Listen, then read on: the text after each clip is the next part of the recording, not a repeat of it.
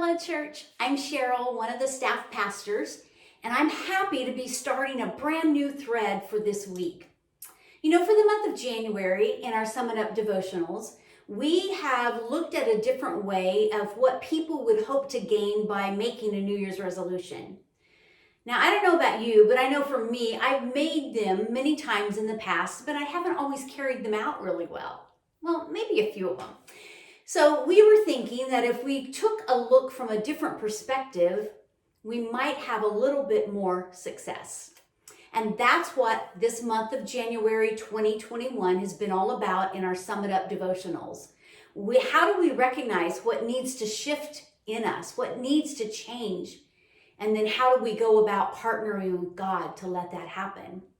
We've looked so far this month at these words: reframe, refocus, and renewal. And I hope that you have gained some insights and some ideas into what God is asking you to partner with Him and to allow Him to shift in you so that you can grow towards being a fully devoted follower of Jesus. You know that's our ultimate goal, especially here at Heights Church. We value that very highly.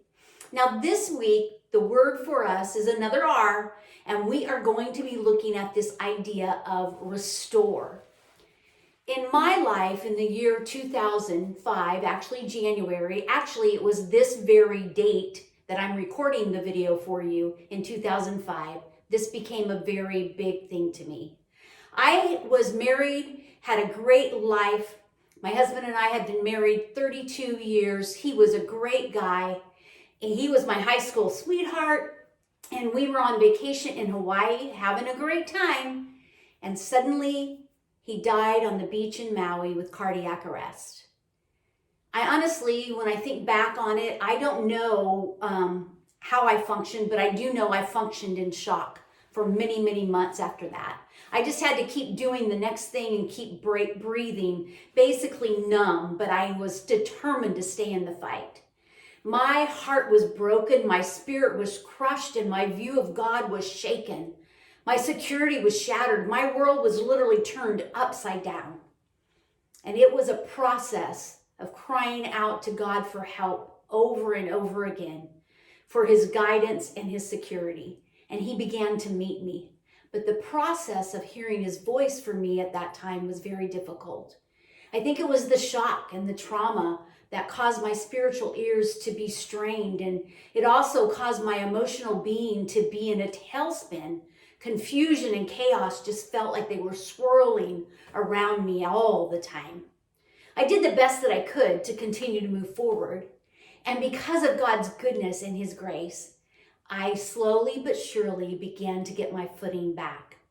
I learned the rhythm of a new lifestyle, and I found the new path that Jesus had laid out for me.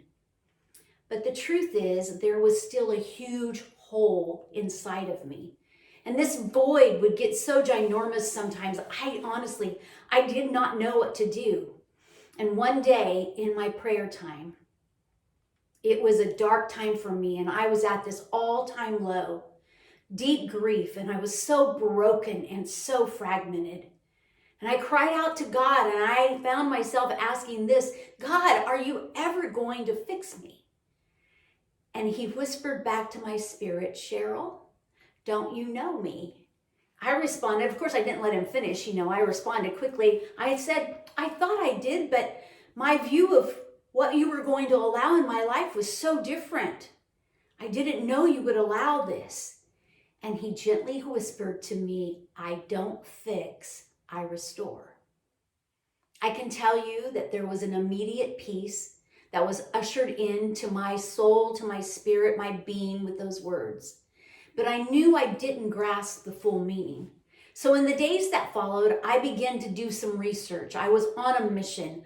I needed to know what the difference between fix and restore really were.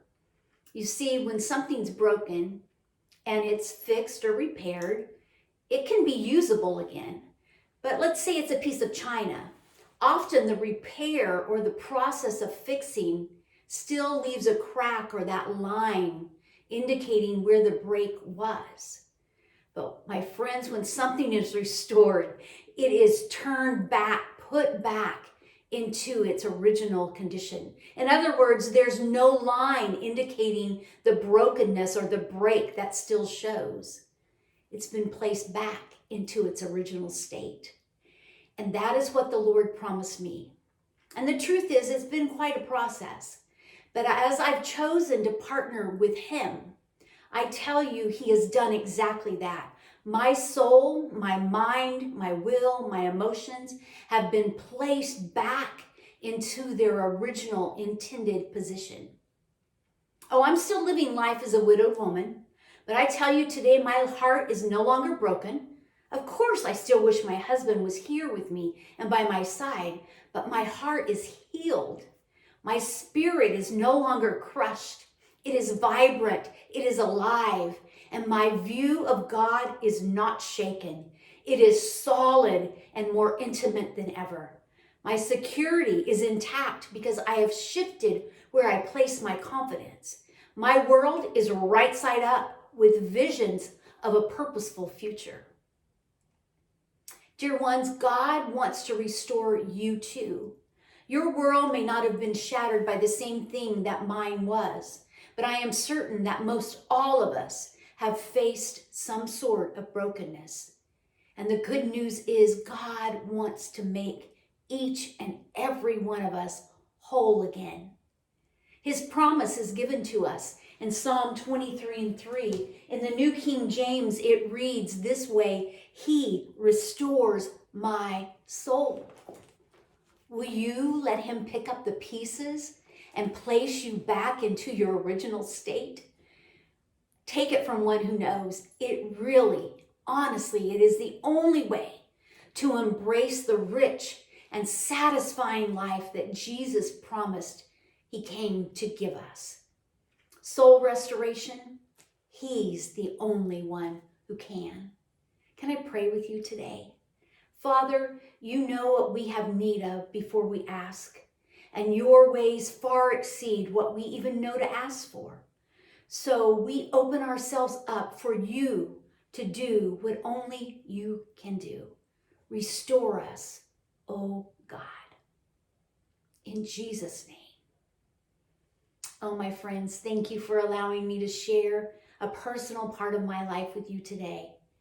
And I will catch you next time. Blessings.